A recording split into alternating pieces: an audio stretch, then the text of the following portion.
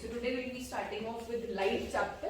Okay, so science का बहुत ही important chapter है light, and 10th class में जो maximum numerical आते हैं बोर्ड में वो इसी chapter से आते हैं, numericals and the theory questions also. So we'll have to understand this chapter to the depth. Start करेंगे लाइट को. लाइट सबसे पहले अगर आप समझो कि light is what, it is a form of energy that enable us to see. Yes. And एक चीज का ध्यान रखना है, ये हमारी बहुत ही क्विक वीडियो है, क्विक रिवीजन है. जो हमारे क्वेश्चंस हैं वो फिर हम नेक्स्ट वीडियो में कवर करेंगे, जिससे कि क्या हो, एक पर्टिकुलर हमारे पास में पहले अंडरस्टैंडिंग हो, then after that we have certain questions जो कि हम समझ पाए उसके बेसिस पे. ठीक है, तो बहुत ही क्विक रिवीजन करेंगे. तो light it is what, it is a form of energy. Okay, and this energy it enables us to see basically. अभी इस चैप्टर में जो लाइट का हमारा कॉन्सेप्ट है वो दो पार्ट्स में हमारा डिवाइडेड है. लाइट में दो कॉन्सेप्ट आते हैं, एक आता है आपका रिफ्लेक्शन कॉन्सेप्ट और एक कॉन्सेप्ट आता है आपका refraction. Okay, so today we understand this portion, that is the reflection portion. हम पहले आज रिफ्लेक्शन को समझेंगे, उसके बाद we'll be jumping on to refraction in the next video. So reflection if you talk about reflection, what is it? जैसे मान लीजिए आपके पास कोई surface है and if something collides with the surface, it bounces back. What? It bounces back. This particular process is what it is? Reflection. जैसे मान लीजिए आपके पास में कोई ball है and if you are throwing it onto the wall, तो वो क्या करेगी? It bounces back. In the same way, अगर हम mirror की बात कर रहे हैं, किसकी? mirror की अगर हम बात करते हैं, तो मिरर क्या करता है? मिरर किसी भी लाइट को क्या करेगा? बाउंस बैक करेगा. ठीक है, इसे हमने क्या बोला? रिफ्लेक्शन. Simple and good. तो reflection is what, it is the bouncing back of light. अब सवाल ये उठता है कि अगर सरफेस स्मूथ होगा तो जिस एंगल पे लाइट आएगी उसी एंगल पे लाइट वापस जाएगी. जो रे ऑफ लाइट है, रे ऑफ लाइट को हम ऐसे इस एरो से नोट करेंगे. ठीक है, and this particular arrow उसमें आगे ऐसे this arrow is one sided, right? so this is implying what, कि इसकी डायरेक्शन ये है. ठीक, तो ये भी हमें ध्यान रखना है. तो अगर मान लीजिए लाइट का जो रे है वो इस डायरेक्शन में आया और यहाँ पे टकराया, रिफ्लेक्शन हुआ और वो सेम एंगल पे वापस गया, तो ये प्रूव कर रहा है कि जो स्मूथ सरफेस है it is what reflecting that particular रे ऑफ लाइट. यहाँ पे जब लाइट रे आती है वो स्मूथ सरफेस पे पड़ती है, तो नॉर्मल के साथ, या बीच में लाइन देख रहे हैं, ये बीच में जो हमारा लाइन है, this is what the normal, because it is making a 90 degree angle with the plane, right. तो ये जो नॉर्मल के साथ एंगल बनाती है, ये जो इंसिडेंट रे है, क्या बोलेंगे इसको? इंसिडेंट रे है, because it is being incident on the plane. तो जो इंसिडेंट रे है जो नॉर्मल के साथ में एंगल बनाती है उसे क्या बोलते हैं? Angle R. और अगर हम बात कर रहे हैं फिर रिफ्लेक्टेड रे की, तो वो भी नॉर्मल के साथ जो एंगल बनाएगी उसे क्या बोलेंगे? Angle R. तो अगर स्मूथ सरफेस है तो एंगल आई और आर दोनों कैसे होते हैं? इक्वल होते हैं. ये रिफ्लेक्शन का लॉ है.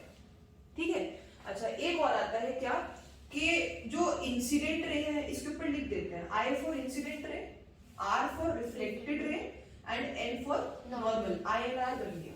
ठीक है, तो इंसिडेंट रे, रिफ्लेक्टेड रे और नॉर्मल रे, ये तीनों एक ही प्लेन पे लाई करेगी. आप देख रहे हो कि प्लेन इसका सिंगल है.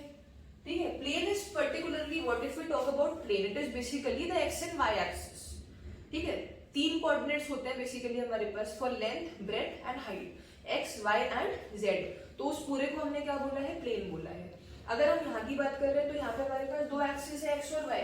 तो वो उन एक्स और वाई एक्सिस में ही उस पर्टिकुलर प्लेन पे तीनों लाई कर रही है. इंसिडेंट रे भी, रिफ्लेक्टेड रे भी और नॉर्मल रे भी. ये हमारा सेकंड लॉ. ठीक है, तो फर्स्ट जो लॉ था वो क्या था? Angle I is equal to what? Angle R. ठीक है, रिफ्लेक्शन का लॉ है. और सेकंड है कि आई, एन और आर ये तीनों ही किस पे लाई कर रही है? सेम प्लेन पे लाई करती है. ओके, यहाँ तक क्लियर हो गया? ये रिफ्लेक्शन है बेसिकली. रिफ्लेक्शन हमने बिल्कुल स्टार्ट करा है and we are trying to understand what is reflection basically. ठीक है, अच्छा अब इसके बाद हमने यहाँ बात करी किसकी? मिरर. देखो ध्यान से देखना, अगर हम रिफ्लेक्शन की बात कर रहे हैं तो मिरर को ही कंसिडरेशन में लेंगे. अब मिरर क्या है? मिरर पॉलिश्ड सरफेस बेसिकली, जो कि एक साइड से पॉलिश्ड है और सेकंड साइड से पेंटेड है. ठीक है, तो आपके पास तीन टाइप के मिरर है. एक कॉनकेव है, एक कॉन्वेक्स है और एक क्या है, प्लेन मिरर।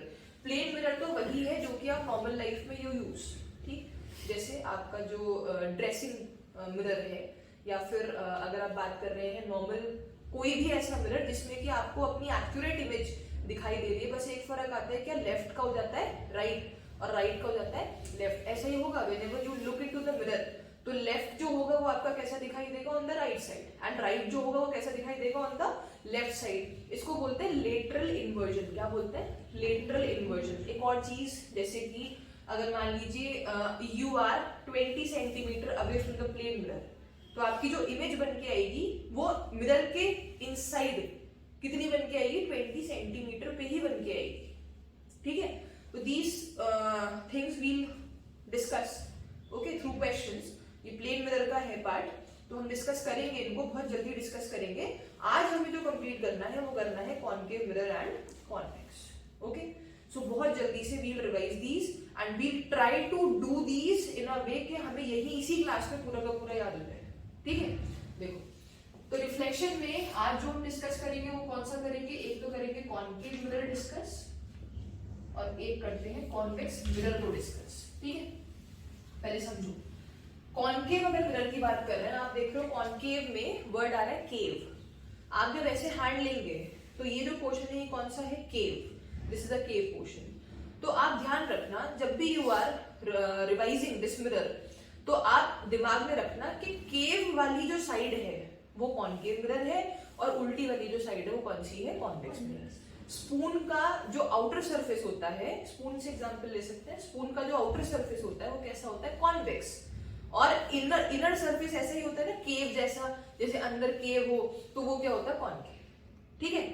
तो अगर हम कॉनकेव की बात कर रहे हैं तो वो ऐसे बनेगा, तो ऑब्वियस है कि पॉलिश तो वो अंदर की साइड से हुआ होगा, because this is the portion we want to take for reflection, और पीछे की साइड से होगा पेंटेड, तो यहाँ पे हम ऐसे पेंटेड उसको शो कर देंगे, ठीक है।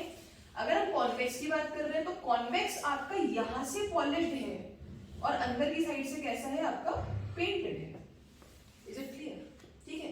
तो ये कॉनकेव और ये कॉन्वेक्स। ऐसे मल्टीपल एग्जांपल आपको बोर्ड एग्जाम में पूछ सकते हैं, आपसे पूछ सकते हैं कि बताइए स्पून का जो इनर पार्ट है वो कौन सा है, कॉनकेव या कॉन्वेक्स, बताएं इसका आंसर, कॉनकेव। अगर आपसे पूछा जाए कि यू हैव, इस एग्जांपल के तौर पे यू हैव, ये स्पून का ही एग्जांपल एक और ले लेते हैं कि स्पून का जो आउटर पार्ट है वो कौन सा है, कॉनकेव या convex, it is convex. Multiple examples can be asked. You have to be very sure.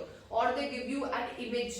उसके अकॉर्डिंग पूछ रहे हैं आपसे कि बताओ कॉनकेव पार्ट कौन सा, कॉन्वेक्स कौन सा, according to this you have to answer it. अब कॉनकेव हो गया, कॉन्वेक्स हो गया, ठीक है। इनको बहुत ध्यान से समझना। कंप्लीट करते हैं इस मिरर फॉर्मेशन को। अगर आप कॉनकेव की बात कर रहे हैं या फिर कॉन्वेक्स की बात कर रहे हैं तो हमेशा ध्यान रखना जो मिरर है वो एक बड़े स्फीयर में से क्या है, एक्सट्रैक्टेड है। ये क्या होगा, एक बड़ा सा स्फीयर होगा और उसमें से हमने क्या करा है, इसको एक्सट्रैक्ट आउट कर रहा है। एक्सट्रैक्ट आउट अगर हमने इसको स्फीयर में से करा है तो हर एक स्फीयर का तो एक पर्टिकुलर क्या होता है, सेंटर होता है, और उस सेंटर पे, उस सेंटर को अगर हम सर्कमफ्रेंस से ज्वाइन कर देते हैं तो वो क्या बन जाता है, रेडियस। आ रहा है समझ। अगर हम सेंटर को सर्कमफ्रेंस से ज्वाइन करते हैं सर्कल के केस में या स्फीयर के केस में, तो क्या बन जाता है उसका, रेडियस। तो यहाँ पे भी ये बन जाएगा इसका रेडियस, ठीक है। और इसी को फिर बोल देते हैं रेडियस ऑफ कर्वेचर। क्या बोलेंगे इसको, रेडियस ऑफ कर्वेचर। ये चीज समझ आ रही है। ये आपने जो है एक चीज है, देखो whatever you have read in this chapter you will correlate the things, but आपको बिल्कुल एक फ्रेश माइंड से पढ़ना पड़ेगा, तभी जाके you will get a clear understanding of the topic, clear understanding, ठीक है। तो रेडियस ऑफ कर्वेचर से बिल्कुल कंफ्यूज नहीं होना, कुछ नहीं कि भाई ये तो हमने ऐसे पढ़ा था वैसे पढ़ा था। आपको समझना ऐसे ही है कि ये बड़ा सर्कल है और सर्कल का जो रेडियस होता है वही रेडियस है, ये क्या बोल रहे हैं इसको, रेडियस ऑफ कर्वेचर। और रेडियस ऑफ कर्वेचर को अगर हाफ कर देंगे, इसी रेडियस ऑफ कर्वेचर को if we divided into 2 parts, तो ये क्या बन जाता है, ये पॉइंट बन जाता है आपका focus point, okay. So one is radius of curvature, the whole line, and the half of it is focus point. Focus point से जो मिरर तक का डिस्टेंस है उसे क्या बोलेंगे, फोकल लेंथ। फोकस पॉइंट से मिरर तक के डिस्टेंस को क्या बोलेंगे, फोकल लेंथ। एंड यहां से यहां तक क्या बोलेंगे इसको, रेडियस। सिंपल, रेडियस तो यही अगर आप बात कर रहे हैं इस पॉइंट की, ये पर्टिकुलर पॉइंट मतलब जो हमारा मिरर का ये अपर पॉइंट है, अगर आप इसको ज्वाइन करते हैं इस तरीके से विद द प्रिंसिपल एक्सिस, अब देखो ये वाली जो लाइन है क्या कहलाएगी, प्रिंसिपल एक्सिस। इसको you can extend it till here also. ये आपकी प्रिंसिपल एक्सिस क्यों है, क्योंकि whatever the image is being formed, या फिर कोई भी अगर ऑब्जेक्ट को आप पुट कर रहे हो वो कहां पुट कर रहे हैं, on the principal axis. Okay, so this is the principal axis, this is the focus point, this is the radius of curvature. Okay, focal length is focus से लेके कहां तक का, प्रिंसिपल एक्सिस तक का जो पॉइंट है। आगे समझ इतना, एक्सक्यूज मी। अब देखें, अगर आप बात कर रहे हैं इस पॉइंट की, the highest point of the mirror, that particular circle, and if you join it with the principal axis, इसे बोलेंगे, इस डिस्टेंस को बोलेंगे अपर्चर। क्या बोल देते हैं, अपर्चर ऑफ द मिरर। ठीक है, तो ये हो गया आपका पूरा कॉन्केव रेडी, राइट। अच्छा, अब बात करते हैं कॉन्वेक्स की। ये मेरे ख्याल से क्लियर है, इसमें कोई दिक्कत नहीं है। ये पोर्शन तो आपको पता ही होना चाहिए, याद ही करना पड़ेगा। And this is focus, this is radius of curvature, this is aperture, and this particular line it is called the principal axis. Okay, अब बात करते हैं किसकी, कॉन्वेक्स की। तो कॉन्वेक्स में देखें, अब आप सोच के बताना, ये जो सर्कल है क्या ऐसे बनेगा या ऐसे बनेगा, कौन सी साइड पे बनाओ, राइट हैंड साइड पे। तो आप इसको ऐसे ही तो कंप्लीट करोगे, ठीक है। और अगर ये ऐसे बन रहा है तो खुद सोच के बताइए अब इसका सेंटर कहां होगा, somewhere here. Okay, ignore the distance है ना, यहाँ पे थोड़ा ज्यादा है but it's okay, you just have to understand that the reference to the principal axis. तो यहाँ पे इसका भी सेंटर होगा, तो अभी ये होगा आपका क्या, रेडियस। तो कॉन्वेक्स के केस में उधर की साइड आएगा रेडियस ऑफ कर्वेचर। आधे बच्चे तो यही गलती कर देते हैं अभी, ठीक है। मिरर में क्या करते हैं, यहाँ पे बना देते हैं रेडियस ऑफ कर्वेचर, क्योंकि कॉन्केव के केस में ऐसा है, but you don't have to do it. आपको बस ये ध्यान रखना है कि सर्कल तो ऐसे बनेगा ना, तो अगर सर्कल ऐसे बनेगा तो इसका मतलब जो रेडियस ऑफ कर्वेचर है वो भी यहाँ पर आएगा, ठीक है। तो ये रेडियस ऑफ कर्वेचर हुआ हमारा, this is the radius of curvature. तो इसको हम आरओसी मार्क कर देते हैं, this is the radius of curvature. इसके बाद इसका हाफ क्या होगा, फोकस, ठीक है। तो ये हमारा फोकस पॉइंट है, this is the focal length, this is the focal length. Focus से लेके जो हमारे यहाँ तक का डिस्टेंस है मिरर तक का, उसे क्या बोलेंगे, focal length. And this is what the whole is what the radius, right. फिर बिल्कुल सेम, अगर यहाँ से आप इसको ज्वाइन करोगे, ये क्या हो जाएगा, जल्दी बताओ क्या है ये, distance, aperture. Okay, and if I talk about this complete line, it is what the principal axis. I think it is clear, right. अब एक चीज ध्यान रखें, जब भी हम इमेज फॉर्मेशन की बात करते हैं तो इमेज जो हमारी बनती है वो हमेशा बनेगी according to the object we are keeping. Object जितने डिस्टेंस पे होगा उसी अकॉर्डिंग फिर क्या बनती आएगी, इमेज बन के आएगी। तो ऑब्जेक्ट हमेशा आप लेफ्ट हैंड साइड पे ही पुट करोगे, object will be kept on the left hand side only. तो लेफ्ट हैंड साइड इसकी ये है, ऐसे ही लेफ्ट हैंड साइड इसका भी ये है, तो आपको यही पे ऑब्जेक्ट पुट करना है। ऐसा नहीं है कि अगर रेडियस ऑफ कर्वेचर करे तो ऑब्जेक्ट यहाँ पुट कर देंगे। Object will be always on which side, बताएं, लेफ्ट साइड। ये चीज ध्यान रखिए, ठीक है। I think it is clear. Now we understand some rules related to concave mirror. Okay, see, अगर हम कॉन्केव की बात कर रहे हैं तो कॉन्केव के रेफरेंस में कुछ रूल्स को समझते हैं। देखो, first you will be telling me कि क्या क्या ये चीजें हैं। देखो, कॉन्केव, दिस इज कॉन्केव ना, बताओ ये कॉन्केव है कॉन्वेक्स है, बताओ। कॉन्केव। तुम्हें क्या पता, पेंट तो हुआ है। If I paint it from here it will be convex. So you can only जज whether a mirror is concave और convex when it is what, painted, only then you can जज, right. तो अभी जो है ये कौन सा हो गया है, ये कॉन्केव बन गया, ठीक है। थोड़ा और प्रॉपर इमेज होता है, compass you draw it, okay, in the this thing rule book. This is what, concave, right. अभी मुझे जल्दी से बताएंगे कॉन्केव में ये क्वेश्चन क्या कहलाएगा, centre of curvature, radius of, ठीक है, centre. And this is what, focus, ठीक है। बिल्कुल सेम तरीके से if you talk here, this would be the radius and this would be the focus, right? Same तरीके से this would be the focus and this would be the radius, right? We'll try to learn it in the class only, everything in the class. अभी आप देखें, अगर आप बात करते हैं रेडियस फोकस अगर आप बात करते हैं कॉनकेव की, तो रे ऑफ लाइट के अकॉर्डिंग हमें कुछ रूल्स को रिवाइज करना है, ठीक है। तो पहला रूल क्या कहता है, पहला रूल आप याद करिए अभी के अभी।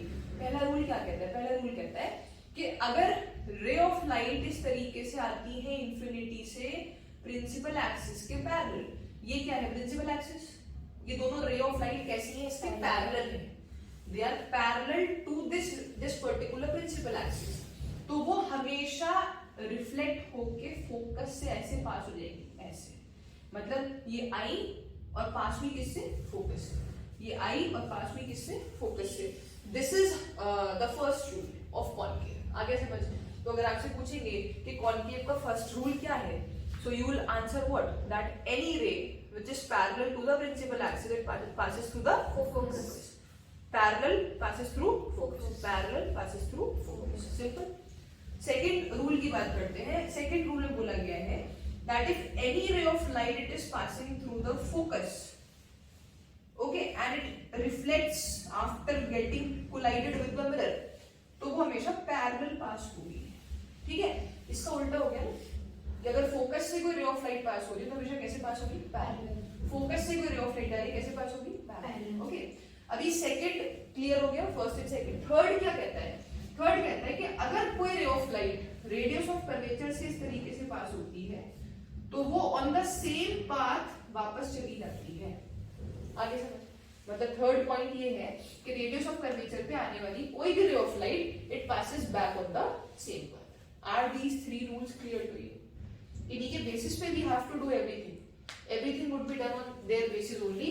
तो ये तीनों रूल हमको क्लियर है, बिल्कुल पक्का, ठीक है। अगर ये तीनों रूल्स क्लियर है, अब हम कॉनकेव मिरर के केसेस स्टार्ट करते हैं, और इन केसेस को स्टार्ट करने से पहले मैं बता दूं, now it will be very easy, you just have to see and you have to learn, okay. देखो क्या है कॉनकेव का फर्स्ट केस, देखिए कॉनकेव में फर्स्ट केस देखो,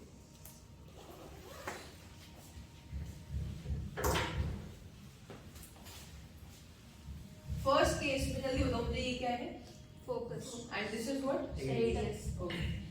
अगर फर्स्ट केस की बात करें तो फर्स्ट केस में ऑब्जेक्ट है आपका इंफिनिटी पे, ऑब्जेक्ट किधर है, हम क्या करेंगे, हम ऑब्जेक्ट को इंफिनिटी से, दैट इज प्रिंसिपल एक्सिस से दूर, उससे लेके आएंगे यहाँ, फिर यहाँ, फिर यहाँ, फिर यहाँ, फिर यहाँ, इस तरीके से आगे, ठीक है। This we have to do. तो पहले अगर हमने इंफिनिटी पुट करा तो ऑब्जेक्ट किस पे है, इंफिनिटी पे। तो ऐसे केस में object infinity, can be make it like this, दो object, okay, it is an infinity.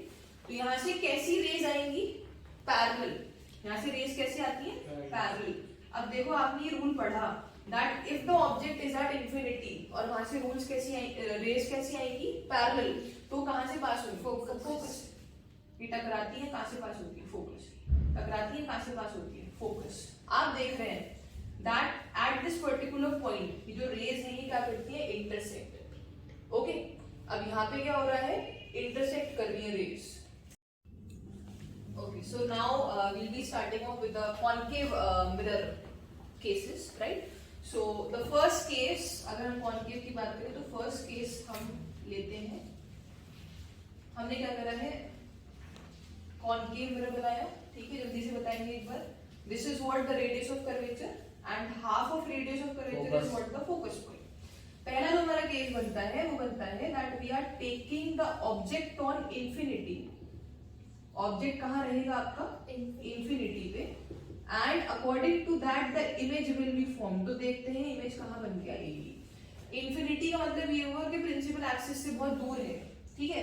करना क्या है आपको इन केसेस में, what you have to do in the cases, you have to take this object here to here then here, इस तरीके से आगे बढ़ेगा, ठीक है।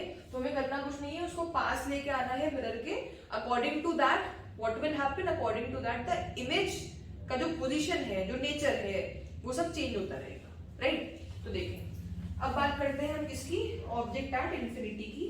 पहली रे जो आएगी ऑब्जेक्ट एट इंफिनिटी से वो कैसी आएगी आपकी, parallel to the principal axis, okay. फिर सेकंड रे आती है that is also parallel to the principal axis, okay. एक चीज का भी ध्यान रखना है कि जब भी एक इमेज फॉर्म होगी, इमेज फॉर्म कभी भी ऐसे नहीं हो सकती कि वो एक सिंगल रे से फॉर्म हो जाए. Image formation would always be with the help of how many rays? 2 rays. तो एक क्वेश्चन ये भी बोर्ड का ही आया हुआ है सम पर्टिकुलर ईयर कि कितनी रेज को इंटरसेक्ट करना होता है टू फॉर्म एन इमेज. कितनी रेज? 2. इसमें ऑप्शन आ सकते हैं आपके पास, इनफाइनाइट रेज या फिर 1 रे या 5 या 2. तो ऑप्शन का जो आंसर रहेगा वो क्या रहेगा आपका? 2 रेज. ठीक है. तो यहां से आपके पास रे आती है, टकराती है मिरर से, and then it reflects back इस तरीके से, रिफ्लेक्ट्स बैक. ओके, कहां पे रिफ्लेक्ट बैक होगी? To the focus point. आप देख रहे हैं दोनों जो रेज हैं वो इंटरसेक्ट हुई है एट दिस फोकस पॉइंट. तो यही फोकस पॉइंट पे ही एक बहुत छोटी सी इमेज बन के आ जाएगी. ठीक है. तो हमारी जो इमेज बन के आई है वो कहां पर बन के आई है? फोकस पे बन के आई है. Is it clear?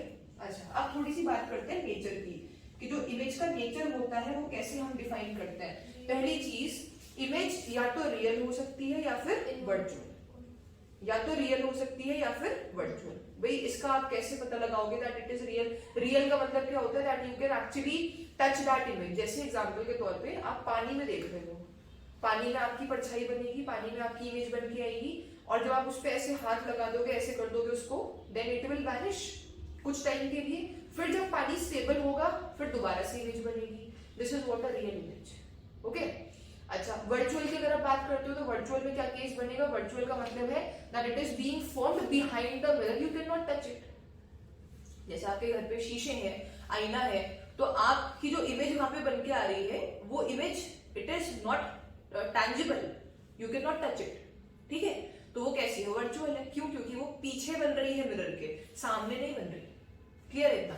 अच्छा, तो अब यहाँ पे नेचर की अगर हम बात करते हैं, तो अगर मिरर के, ये मिरर है ना ये वाला, मिरर के सामने इमेज बनेगी तो रियल है, और मिरर के पीछे इमेज बनेगी तो वर्चुअल है. आगे समझ. अभी एग्जांपल ही मैंने दे दिया है, समझा दिया है. तो मिरर के सामने बनेगी तो रियल, और मिरर के पीछे बनेगी तो वर्चुअल. सिंपल. तो अब ऐसे ही अगर आप देखेंगे इसको, तो ये मिरर के कहाँ बन रही है? सामने या पीछे? सामने बन रही है. अगर सामने बन रही है तो obvious it is what? It is real in nature. तो एक तो इसका जो नेचर है दैट इज रियल. और 10th क्लास में, you are in 10th and for boards I am giving you these lectures, 98% cases में if the image is real it is always what? Inverted. Inverted का मतलब होता है principal axis से image नीचे है, और इरेक्ट का मतलब होता है प्रिंसिपल एक्सिस से इमेज ऊपर है. तो maximum cases 98% I am talking about, you will always get this answer only कि जो भी इमेज रियल है वो कैसी है? साथ में इन्वर्टेड है. This is real plus inverted, this is real plus inverted. Is it clear? अच्छा, साइज कैसा होगा इसका? डिमिनिश्ड है. It is not even you know, we can not even see it properly. तो ये कैसा है? साइज कैसा हो गया इसका? डिमिनिश्ड साइज है. Is it clear to you? Diminished का मतलब क्या होता है? बहुत ही small, which is point size. I think the first case is clear. Okay, we'll jump on to the next case now. The first case it gets over here. अभी second case में देखो क्या होगा. हमने जो ऑब्जेक्ट था first case में उसको रखा है इंफिनिटी पे. अभी सेकंड केस में क्या करेंगे? इंफिनिटी से उसको थोड़ा आगे लेके आएंगे. ठीक है. तो अब देखिए, this is a concave mirror.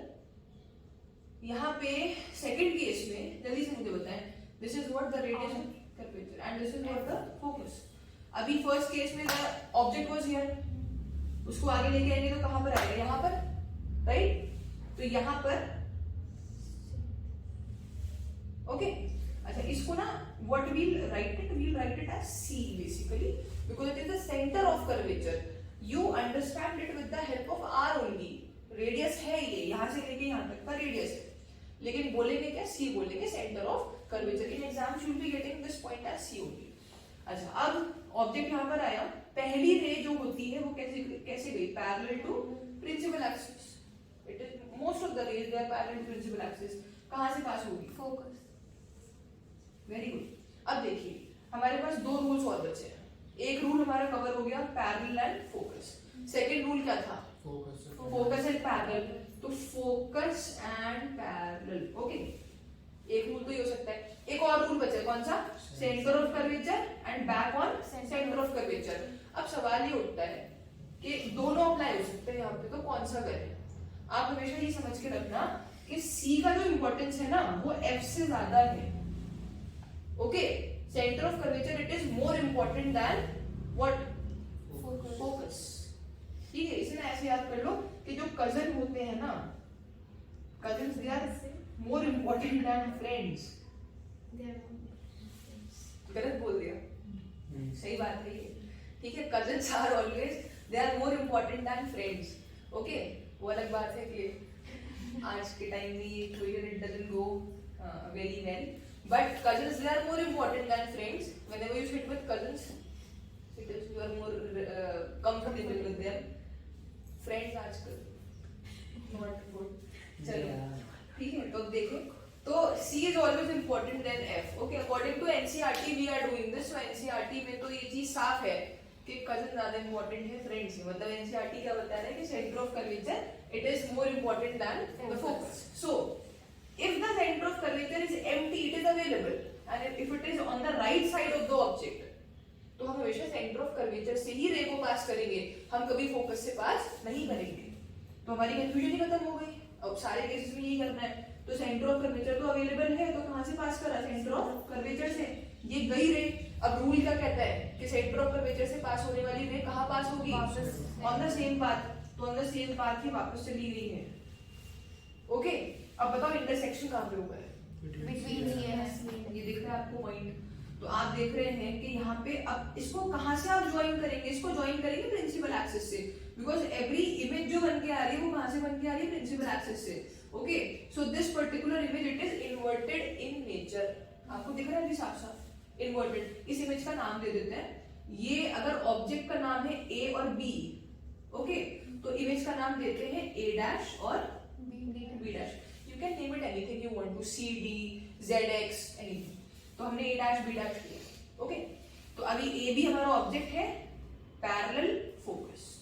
Second C was available, C से वापस कहां पर इसने इंटरसेक्ट करा है? At between C and F. So A dash B dash ये हमारा जो क्या बन के आया? हमारा इमेज बन के आया।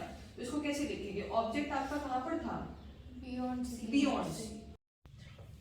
So the object is beyond C here, and if we talk about the image, अगर हम इमेज की बात कर रहे हैं तो इमेज आपको दिख रहा है, उसकी जो पोजीशन है, पोजीशन कहां पर है? पोजीशन इज बिटवीन क्या? C and F, that is the centre of curvature and the focus, उसके बीच में है। सेकंड चीज याद कि आप खुद से बताएंगे ये जो इमेज है ये रियल है या इन्वर्टेड है? Real. And inverted. It is both real and inverted. ये रियल है या वर्चुअल है? रियल है। ये इन्वर्टेड है या इरेक्ट है? Inverted. Okay, so it is basically real and inverted. And what can you say about the size here? Diminished. छोटा साइज है, ऑब्जेक्ट से तो कम ही है। You can say small size or you can say diminished size. Okay, so diminished size आ जाएगा इसमें। जब आप compass से इसको ड्रॉ करोगे ना, it will be more, it will be smaller than this. ठीक है, ये क्लियर है? Okay. अभी हम आते हैं थर्ड केस पे बहुत जल्दी। अब देखो मैक्सिमम चीजें तो आपको समझ आई गई है और केसेस में दिक्कत नहीं होनी चाहिए। थर्ड केस की अगर बात करेंगे, ये हमारे पास क्या है? Mirror. This is the principal axis, this is what the radius of curvature, this is the focus point. सबसे पहले ऑब्जेक्ट हमारा इंफिनिटी पे था, उसके बाद ऑब्जेक्ट हमारा कहाँ आया? Beyond C. You can also say that at principal axis or beyond C, that is beyond center of curvature. उसके बाद अब कहाँ पर आएगा object? At C. Okay, this is the object now. पहली रे हमारी कैसे पास हुई? पैरेलल। उसके बाद कहाँ से पास होगी? फोकस। ओके, सेकंड जो हमारी रे है वो कहाँ से पास होगी? अब बताना। C is always greater than F, but here C is not available. जब कजन अवेलेबल ही नहीं है तो किसके पास जाना पड़ेगा? दैट इज फ्रेंड्स, मित्रों के पास जाना पड़ेगा। तो आप देखें यहाँ पर C पे ही ऑब्जेक्ट है तो C इज नॉट अवेलेबल। ऐसे थोड़ी रे पास करेंगे, है ना? ऐसे नहीं कर सकते रे। अच्छा, रे it is always straight in nature, है ना? यहाँ से एक और चीज हमको क्लियर हो रही है दैट लाइट रे it always travels in a straight line. इसके बहुत सारे आपके एक्सपेरिमेंट्स हैं, you have done it in class 9th also, that the straight it passes in a straight class 7th also, class 8th also, ठीक है। तो अगर हम बात कर रहे हैं सी और एफ में, तो अब कहां से पास होगी रे of light? From focus, so pass it from focus only. ये टकराएगी और ये इस तरीके से जाएगी और ये यहाँ पर आके टकराएगी। ये एग्जैक्टली जो इमेज बनाएगी वो कहाँ बनाएगी? सी के नीचे, ऐसे। आ रहा है समझ? अच्छा, अभी इस वाले केस में आप देख रहे हो कि ऑब्जेक्ट जो है वो आपका कहाँ पर है? एट सी, और जो इमेज है वो भी कहाँ पर है? एट सी, ठीक है। जो ये रे गई है, इनके एरोस के through you have to denote everything कि रे कहां से जा रही है। दोबारा सुनो एक बार। This was the object, A B was the object and A dash B dash हमारी जो इमेज फॉर्म हुई है, ए बी ऑब्जेक्ट से पहले रे जाती है पैरेलल, उसके बाद पास होती है फोकस से। सेकंड रे जाती है फोकस से, उसके बाद पास होती है पैरेलल। यहाँ पे आके जो रे ऑफ लाइट है वो क्या करती है? इंटरसेक्ट करती है। जहां उसने इंटरसेक्ट करा, हमने उसको प्रिंसिपल एक्सिस से ज्वाइन कर दिया। प्रिंसिपल एक्सिस से ज्वाइन करते के साथ ही हमारे पास क्या आ गई? इमेज आ गई। क्लियर है यहाँ पे? This is the object, this is the image, okay. तो ऑब्जेक्ट, इमेज, साइज कैसा लग रहा है दोनों का? तो साइज जो होगा वो दोनों का कैसा है यहाँ पे? सेम। अब बताओ, रियल है? Real and inverted. So it is real plus Inverted. Is it clear to you? Okay. Should we jump on to the fourth case? Okay.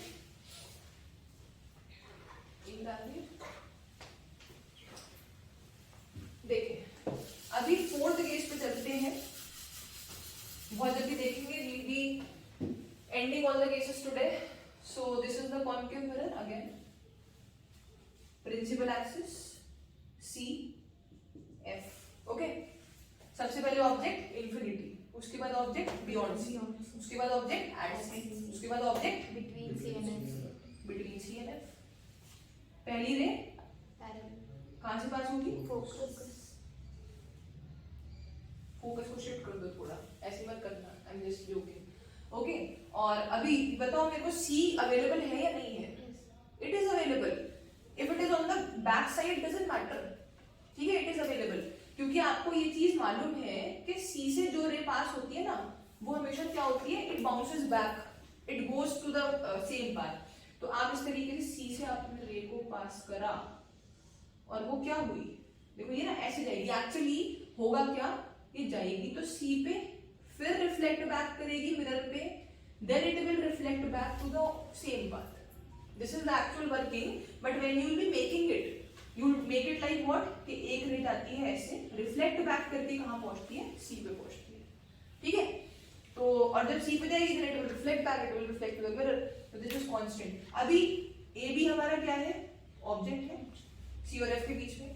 पहली रे गई हमारी पैरेलल, कहां से पास हुई? फोकस से।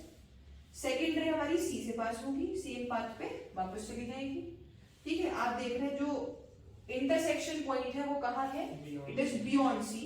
और आप यहाँ प्रिंसिपल एक्सिस से इस तरीके से इस वाली लाइन को जोड़ देंगे, that is image will be formed here. तो यहाँ से अगर आप इमेज को नाम देंगे, क्या दे देंगे? A dash B dash. It is very clear now कि ऑब्जेक्ट जो है आपका वो कहाँ पर है? It is between C and F. And if we talk about the image beyond C, beyond C, okay. अच्छा, अब जल्दी बता दे फटाफट, नेचर कैसा होगा? रियल एंड इन्वर्टेड तो है, Magnified one. आपको दिखने में लग रहा होगा this is smaller than this, object is smaller, this time the image is bigger, ठीक है। तो यहाँ पर एनलार्ज इमेज बन के आती है। कैसी इमेज बन के आ रही है? Enlarge image. I think it is clear, okay. Enlarge image है, बियॉन्ड सी है, रियल एंड इन्वर्टेड है, क्लियर? ओके। अभी आते हैं कौन से केस पे? Fifth case. देखो, अगर हम फिफ्थ की बात कर रहे हो, फिफ्थ में कैसा होगा देखो।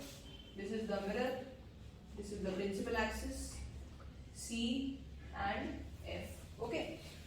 अब मुझे जल्दी से बताएंगे, सबसे पहले जो हमारा ऑब्जेक्ट था इट वाज वेयर? मतलब कि यहाँ पे, फिर इधर, फिर यहाँ, फिर यहाँ, अब कहाँ पे आएगा?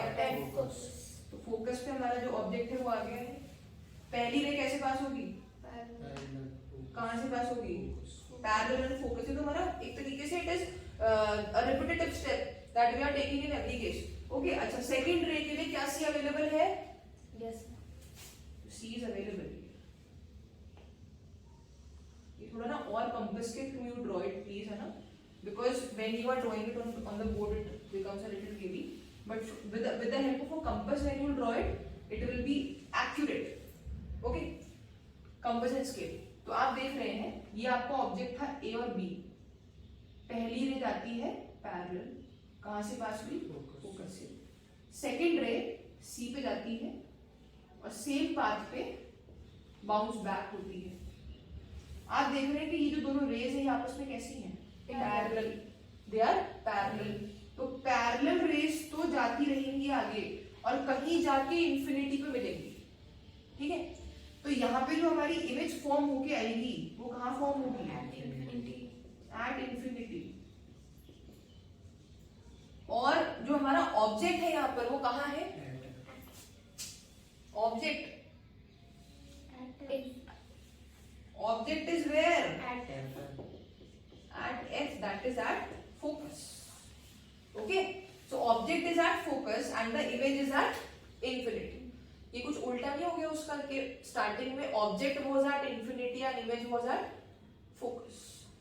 Is it clear to you? This was कौन सा वाला case? Fifth case. अच्छा, image यहाँ पर भी कैसी होगी? Real inverted, but it doesn't matter because it is being formed at the infinity. Okay, so the sixth case now, it is a little different and it forms a virtual image. Okay, the sixth case, it forms a virtual image. We'll see कि क्यों ऐसे वो virtual image बनाता है and we'll be doing this in the next class.